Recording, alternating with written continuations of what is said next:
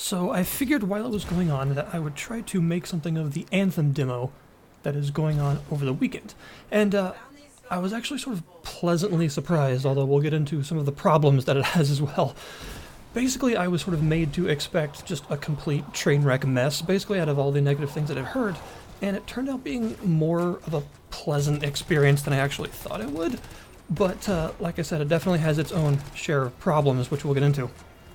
As for how the game actually plays so far, it's closer to something like Mass Effect, I would say. I know that there are a lot of Warframe comparisons going around, but in my opinion, the way that it feels is sort of like Mass Effect combat, especially in the newer Mass Effects. In my opinion, the combat was actually the only above-average part of Mass Effect Andromeda, and it kind of feels like that, but with even more freedom and a much better sense of impact to your weapons and skills. The game itself has also garnered some attention from the Destiny player base, and I feel that that's potentially what it's going for more so than Warframe, although not that there isn't crossover there, because there definitely is.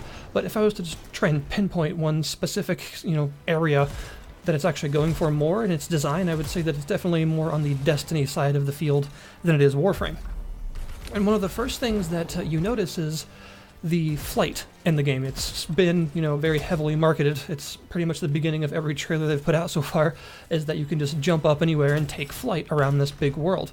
And to be honest, I was kind of expecting that to be more of a marketing thing that was shown off to be a lot more impressive than it actually is in-game. But it turns out it's actually genuinely really fun to fly around. It gives you a lot of mobility, and the world is very large. And it adds a lot to the combat, actually, to be able to fly around like this. This sort of is immediately undercut, though, by the fact that the controls for flight on keyboard and mouse are terrible. They're really bad. You can get used to it and actually do okay in the air, but the problem is you shouldn't have to get used to it. It should work better from the beginning. Really, a lot of the parts of this game definitely feel like they're meant for a controller, and that there hasn't been enough effort put into actually making it feel right on a keyboard and mouse, which is a shame, because the UI is very pretty. And, the game itself is very pretty, but if we're talking about how you interact with it, the UI looks nice, but it definitely feels unresponsive on keyboard and mouse in comparison to how slick it looks. It's clearly meant to be used with a controller. The actual, gameplay controls for the most part are fine. Aiming works fine, all of the other dashing and dodging works fine, but when you actually take flight, the controls change a bit, and it doesn't feel nearly as good. And that sort of immediately undercuts the whole freedom of the whole thing. Now, like I said, you can get used to it, and there is some, what appears to be mouse smoothing going on, and just in general, in your mouse and the menus, your mouse during aiming, your mouse during flying, all of that has some mouse smoothing that cannot be turned off for some reason. It's not horrible, but it is annoying, and it shouldn't be there. And the fact that it can't be turned off is kind of surprising, because as much as I say that it's a bit janky console porty in terms of how it controls, the options menu is actually really good. And the controls can all be rebound in different ways, and you even have separate sensitivity sliders for aiming versus moving versus flying, which is good. I mean, that's how it should be, but the fact that you have all of that option and not raw mouse input or anything like that is very strange. But even that being said, the flight is still really, really fun, and that's a lot of the case down to how the world is designed. The world is very large, but impressively doesn't feel as empty and hollow as I expected it to. With a world this big, I expected it to be kind of more of a playground, with large set pieces, and everything in between that was just sort of barren nothing. We've seen that a lot in a lot of open world games that go for scale over sort of quality of what's in the world. But I gotta say, I actually don't feel that way after moving around what we can move around in the demo, which of course isn't the whole world. But after moving around what's there, it really is surprisingly alive feeling. There's a lot of different flora and fauna around the place that you can interact with. There are various predatory and non-predatory sort of alien-like animals that you'll see, which is cool. So just exploring a new sort of biomes leads you to all of these other interesting forms of life and things like that. And they can even fight each other, and that sort of thing helps to make the world feel a little bit more interactive as well. You'll enter a large open area with these wyverns flying around that spit fire at you and can take you out of the sky pretty easily.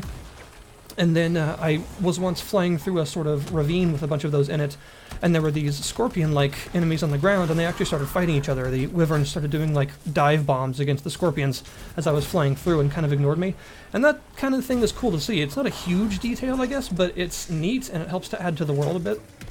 The world itself is definitely very pretty. It looks extremely good, although that's not really the main point, but it's hard to ignore the fact that the game audiovisually is quite nice. It's very pretty, and the actual sound design in the game is really good. It's top-notch, actually. And in fact, that's one of the big things that helps to make the combat feel a lot better, because your guns and abilities and everything, part of that impact that a player is supposed to feel is in the sound, and they actually do get that very much right.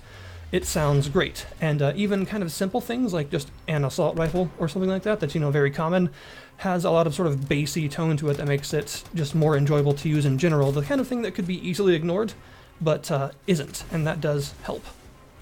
Most of your abilities are also on a cooldown, which is very normal, I mean, again, very Mass Effect-like, but I've noticed that the cooldowns are actually fairly short, and you're encouraged to sort of use these more often, instead of to be like finishers for big enemies or whatever. They're actually more ingrained in the combat as a whole because of how often you can use them. You're sort of meant to combine them as well. There's a combo system that hasn't been explained in the demo exactly. I'm sure the actual base game would give you a tutorial or something about it, but basically different abilities that cause different status effects and things like that can actually be comboed together to create a greater effect.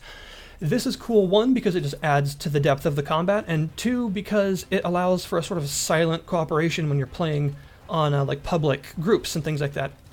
For instance, in the boss fight you're seeing in the background right now, which is sort of like a raid-like boss that you can go to in the demo, I've figured out that the sort of pulse attack that you can equip on the basic javelin that you start with is actually comboable with frozen enemies that will shatter them.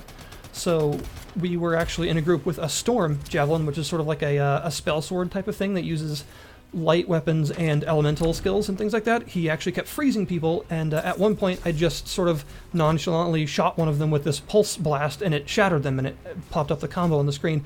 And from that point on, I knew that, you know, every time I saw a frozen enemy, I could do that to dispatch them much more easily. And it's that kind of sort of organic explanation that doesn't need a tutorial window popped up or anything, that helps with the sort of silent co-op thing where, you know, once you do that, it's clear how it works, and you sort of learn from what you've done, so that every point after that you just start doing that every time you see the combo available. And it works pretty well here. After I did it once, I kind of got the idea, and now I would start following him around, and he would start freezing large like patches of enemies, and I would start shattering them all, and it just became a sort of little co-op combo that we didn't even need to talk to each other to actually do. So that kind of design is good. Some of the other design problems, though, in comparison to that, are things like, while I mentioned communication, there is not text chat in this game, and I don't know why. I assume that's just a relic of it being very console-focused in development, because they don't tend to use text chat, because they don't usually have keyboards plugged into their consoles. But it's really annoying to have such a basic feature missing from a game like this. Even if you go into the free roam world, there still isn't any sort of text box that you can talk to people in, and that's a problem. I feel like such a basic feature should not be ignored, and I don't really understand its omission, because it doesn't seem like a difficult thing to implement, considering just about every online game ever has text chat. But that's something. There's also the fact that it's really not optimized very well. It runs poorly in general. On my system, which you can check the specs for on the About page, which it's a pretty beefy system, and it still hits it pretty hard. You know, it got my temps up fairly high, and not into any dangerous territory, but it definitely shouldn't hit hardware as much as it does. It is very pretty, don't get me wrong, but I don't fully understand why it has such a problem. There's also that weird thing that happens with somewhat poorly optimized games, in that similar but very slightly different hardware that should theoretically run something very similarly to a different type of hardware has huge problems for unknown reasons. Like, you know, you just have one small difference, like say your graphics card is just like maybe 1 gig less than the other guys, and you take the settings down in comparison to that, and for some reason it just works terribly. So a lot of people have been reporting things like that, where just depending on their system configuration, it just doesn't work like it should. That needs to be fixed, because that's going to cause huge problems on launch day if people just had expected to be able to play the game because the minimum requirements say they can, and it turns out for some unknown reason they can't. One other very definitely positive part of the game that you just saw there was that the javelins themselves, the suits that you move around in, are very, very customizable, like every aspect, from the different parts that they can take into combat with them, to their different weapons, to simple aesthetic appearance options. You know, different helmets, different torsos and legs, and you can color every individual part of a javelin, so you can actually make them made out of different materials, like leathery or cloth-like materials, or even metallic materials, and then each one of those materials also has their own color wheel and color options to actually change how they look. And things like the metallic things also have like specific metal colors instead of just a traditional color wheel, like say, you know, something like coppery or platinum or silver and things like that, which is really cool, and I appreciate the customization from the get-go, but I also have to wonder how much of this is going to be locked behind a paywall, because they have revealed that there are microtransactions in the game, which is a problem. It is a full-price game, so the idea that there are microtransactions in it is pretty shady. I never like that. But they have said that it is only the cosmetic stuff, which I don't personally see as a good argument, because you're still paying full price for a game. They shouldn't be locking anything else in it behind you paying more. But at the same time, I guess that does mean major game content is going to be not costly. You get it all. I really don't like that, but I guess that's how it is right now. And the main worry that that introduces is just how much of the cosmetic stuff is going to be you must pay to get it, and how much of it is actually going to be in the game. Because a big part of games like this is to look different from everyone else, and they know that, so obviously having you pay to look different from everyone else is not alien to them. That's happened in many games like this before, and that's something to bear in mind. There's also somewhat of a worry for solo players, like me, people that tend to play these games single player as much as possible and only do public groups and things when we have to for other content like raids and the like. And, well, that issue kind of still persists, because I did notice that while playing through most of the missions in the game that are available in the demo, solo was totally reasonable and very fun. There was one boss fight that you could do solo that was not very fun. The Luminary, as you saw earlier, this giant robot thing. The actual design of the boss and the fight itself is fine and interesting and enjoyable in theory, but it has like 3 times as much health as it should when you're in it solo, and it takes forever to kill.